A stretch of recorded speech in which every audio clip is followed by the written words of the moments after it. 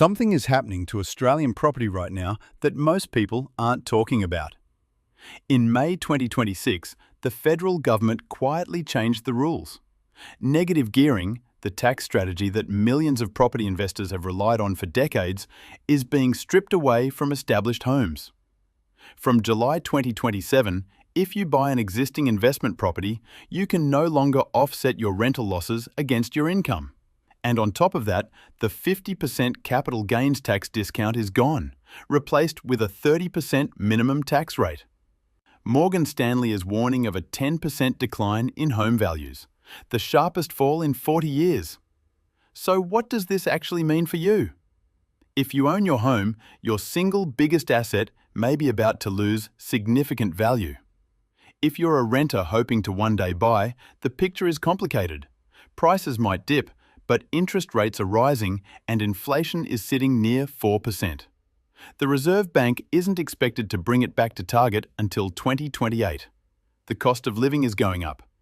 The value of cash in your bank account is quietly shrinking, and the old playbook, buy property, negative gear it, wait for capital gains, has just been torn up. So how do everyday Australians protect and grow their wealth right now? There are 5 strategies worth serious consideration. The first is superannuation. Most Australians are dramatically underestimating how powerful their super fund is as a wealth-building vehicle. Contributions inside super are taxed at just 15%, less than half the marginal rate most working Australians pay. If you're earning above $90,000, salary sacrificing into super is one of the most tax-efficient moves available. And with the stock market continuing to outperform residential property on a risk-adjusted basis over the long run, super deserves far more attention than it typically gets. The second is diversification into listed assets.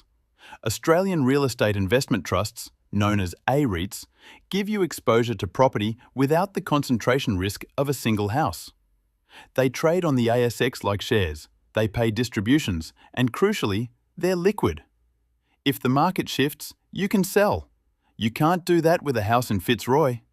Paired with a low-cost index fund tracking the ASX 200 or a global ETF, you get broad market exposure without needing $2 million and a mortgage. The third is precious metals and real assets.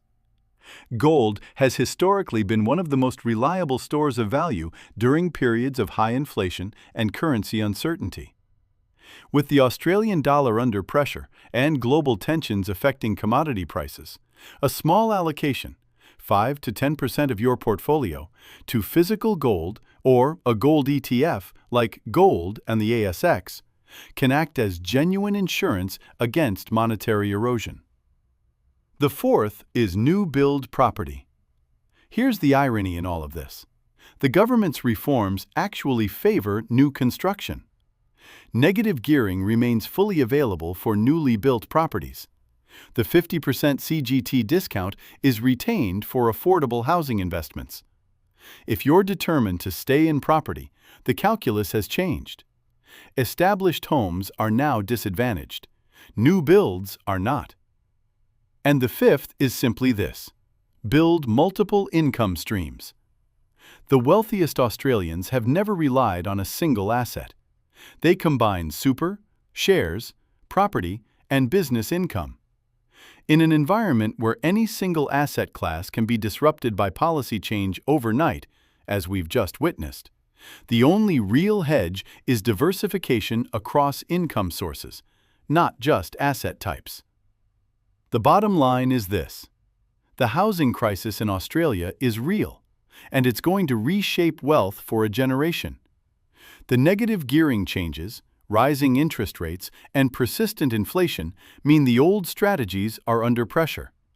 But the Australians who adapt, who look beyond the family home and think about their wealth as a portfolio, will come out the other side in a far stronger position. If you found this useful, subscribe for more content on building real financial resilience in Australia.